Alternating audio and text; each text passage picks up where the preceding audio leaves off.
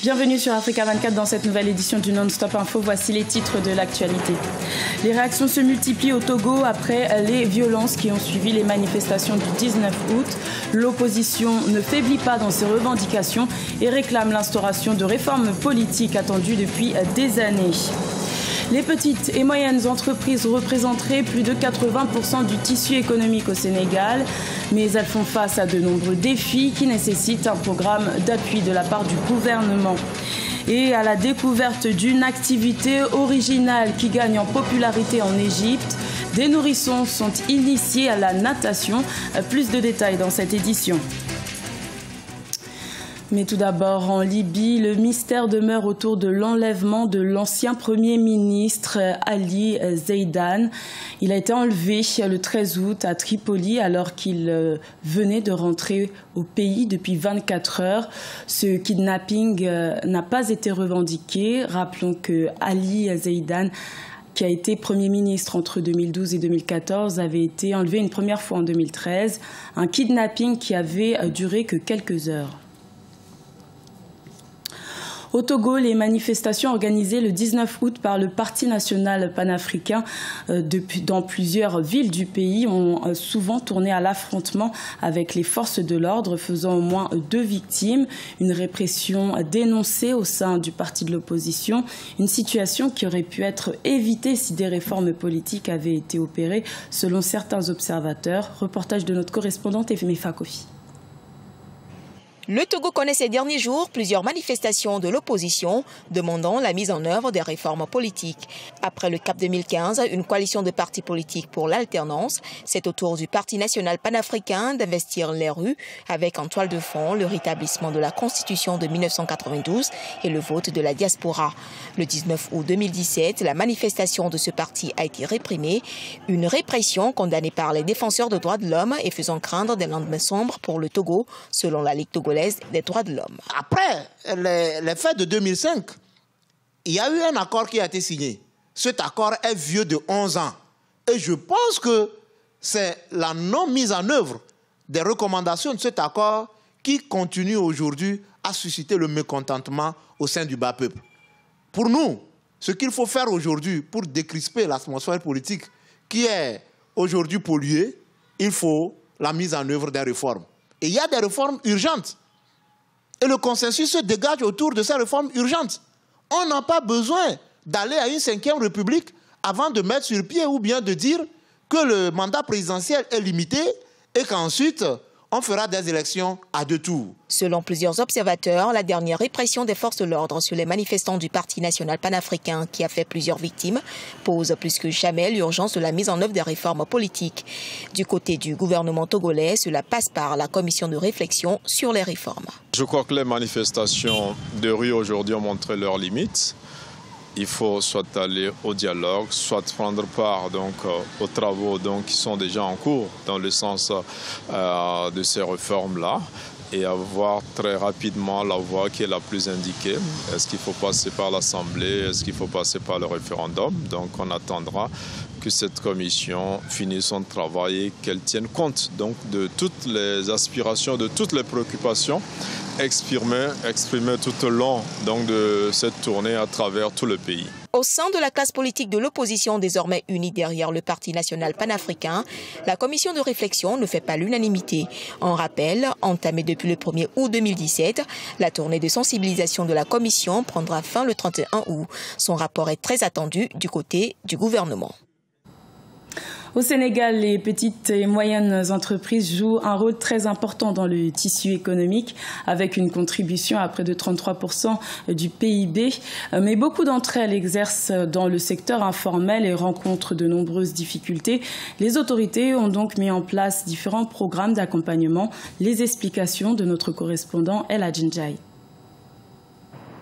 Au Sénégal, 97% des sociétés sont des petites et moyennes entreprises affichant un chiffre d'affaires annuel cumulé inférieur à 2 milliards de francs CFA. Selon les autorités en charge de ce secteur, la plupart de ces entreprises sont dans l'informel et contribuent à hauteur de 16% du chiffre d'affaires global des PME. Au nombre des défis que rencontrent ces petites entreprises, la difficulté d'accès à la commande publique et au financement bancaire.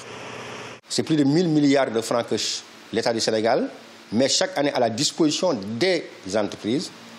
Mais malheureusement, les paiements ont des difficultés pour capter une partie de cette manne financière.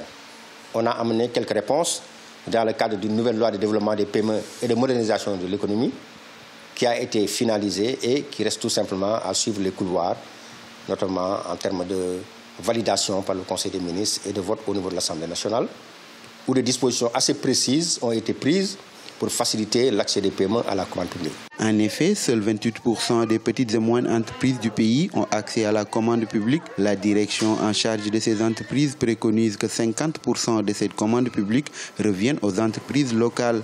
Aujourd'hui, l'État du Sénégal travaille à rendre formels ces PME à travers différents programmes comme le PASI, le programme d'appui au secteur informel. Il consiste ici d'accompagner les acteurs du secteur informel vers effectivement la création de structures formelles d'une part, mais d'autre part aussi d'accompagner les porteurs de projets. Mais à côté de ce vaste programme qui est le programme d'appui au secteur informel, il y a tantôt, j'en parlais, la loi de développement des PME qui a prévu le statut de l'entrepreneur. Ce statut-là est extrêmement important pour nous dans la stratégie de migration progressive du secteur informel vers le secteur formel parce qu'il est considéré comme le véhicule par lequel les entités informelles vont être transportées pour migrer progressivement vers le secteur formel. Les petites et moyennes entreprises constituent un puissant levier économique au Sénégal et représentent actuellement 80 à 90% du tissu économique des entreprises et concentrent environ 30% des emplois au Sénégal. La lutte contre la cherté de la vie est l'une des priorités du gouvernement ivoirien. Après l'adoption en juin 2017 d'un Conseil national de lutte contre la vie chère, une stratégie de gel des prix sur 5 produits de grande consommation a été adoptée le 12 juillet en Conseil des ministres. Une mesure saluée par les associations de consommateurs, mais qui nécessite un accompagnement selon les commerçants. Reportage de notre correspondant Olivier Conan. Le gouvernement a décidé le 12 juillet 2017 du blocage des prix de 5 produits de grande consommation pour lutter contre la cherté de la vie. Depuis le 14 août 2017, le prix du ciment, la tomate concentrée, l'huile, le sucre et le riz sont bloqués pour 6 mois. Certains de ces produits, comme le riz, sont importés. La production nationale était de 1,33 million de tonnes en 2016 pour une consommation de 2,9 millions de tonnes. La Fédération nationale des acteurs du commerce appelle ses membres à appliquer la mesure, mais réclame des mesures d'accompagnement afin de ne pas mettre en péril leurs activités. Cette décision a été prise avec certains grands importateurs. Et ces grands importateurs ont donné l'assurance à l'État. Mais vous savez que le commerce est une chaîne. Et c'est les détaillants qui sont la dernière chaîne. Il y a des détaillants qui nous disent que chez le grossiste et prennent la marchandise à 700 francs. Et aujourd'hui, on leur demande de vendre le sucre à 700 francs. Les commerçants réclament la possibilité d'importer directement au bout de 6 mois de blocage en fonction des prix des produits sur le marché international pour éviter les pénuries. Nous souhaiterons que l'État, pendant la durée, au niveau de certaines taxes, c'est-à-dire les taxes portières, la douane et puis les impôts, et que vraiment c'est là, on ne sente pas une certaine augmentation, parce que c'est tout ça qui grève le coût du prix des marchandises. Pour inscrire son action dans la durée, le gouvernement a installé le 14 juillet 2017 le Conseil national de lutte contre la vie chère. En liaison avec le ministère du Commerce, le Conseil veillera notamment à l'encadrement des loyers pour prévenir les abus dans l'immobilier.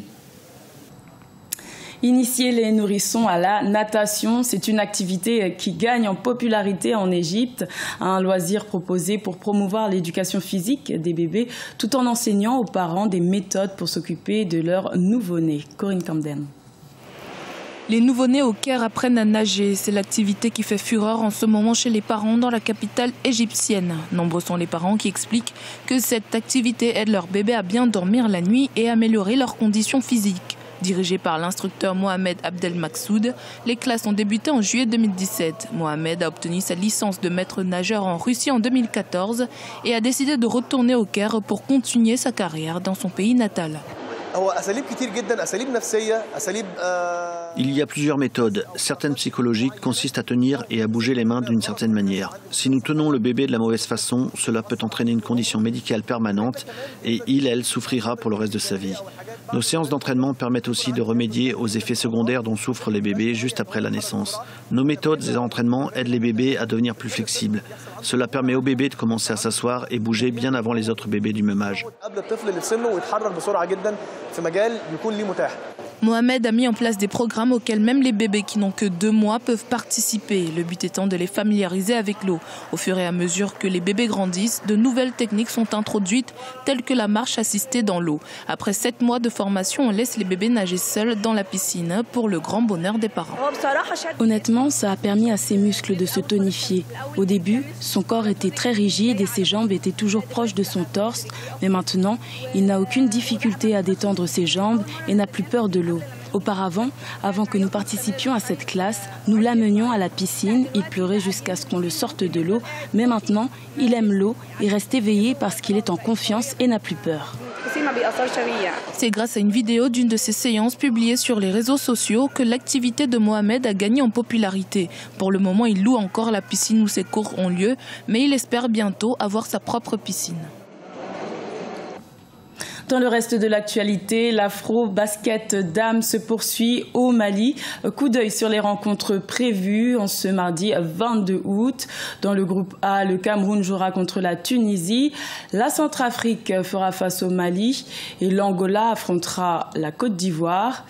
Et dans le groupe B, le Nigeria affrontera la Guinée, le Mozambique jouera contre la République démocratique du Congo et l'Égypte fera face au Sénégal. Ce journal a été réalisé par l'ensemble de la rédaction. Merci de votre fidélité. Retrouvez dans un instant une nouvelle édition de l'information sur Africa 24.